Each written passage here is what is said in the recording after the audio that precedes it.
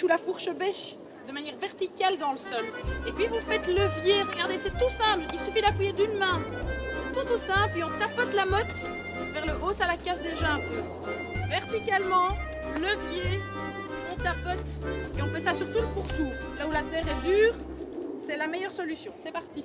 Le moins que l'on puisse dire, c'est que les élèves de l'école d'Aurore ont bien de la chance. Ici, l'environnement, la nature, le recyclage des déchets, on n'a pas attendu que ce soit à la mode pour leur en parler. Il y a près de 20 ans que ces notions font partie du projet de l'établissement. Et même si on n'est pas très loin de l'atomium et que c'est encore un peu la ville, les élèves peuvent travailler la terre, nourrir les poules ou encore repiquer des légumes pendant les heures de cours. Ils adorent ça et c'est bénéfique pour tout le monde.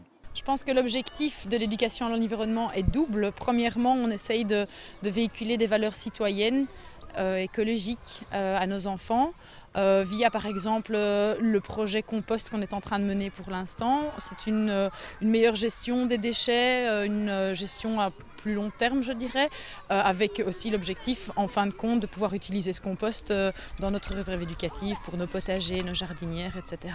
Puis je dirais qu'il y a un deuxième objectif, c'est vivre un projet au service qui va servir notre apprentissage, nos savoirs et en fin de compte mener un projet de A à Z avec des enfants, ce qui est important je pense.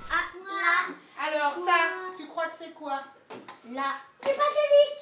Du basilic. L'éveil à l'environnement, ce n'est bien sûr pas réservé aux plus grands. Ces petits bouts de maternelle, aujourd'hui, découvrent les plantes aromatiques comestibles.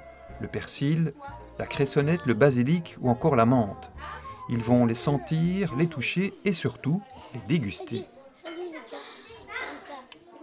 Juste à l'étage au-dessus, dans une classe primaire, c'est un autre exercice sur le même thème. Tous les sens participent à la découverte. Je sais pas trop.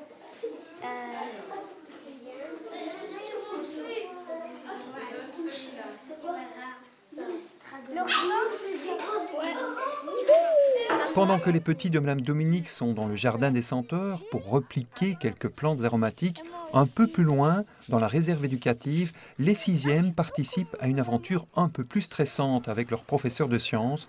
Ils découvrent le rucher de l'école en pleine activité. On va protéger notre visiteur et lui passer une petite protection. Et voilà comment nous les apiculteurs voyons le monde. On y va.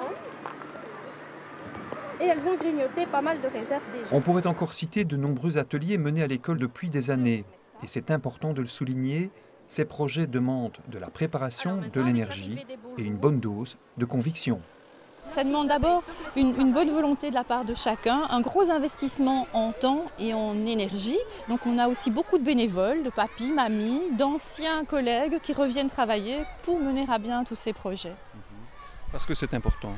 Parce que c'est important pour eux, je pense aussi, ça fait vraiment partie d'une vie au sein de l'école et comme on le dit souvent lorsque les élèves nous quittent en 6e primaire, ce microclimat, je pense qu'on ne le vit qu'ici.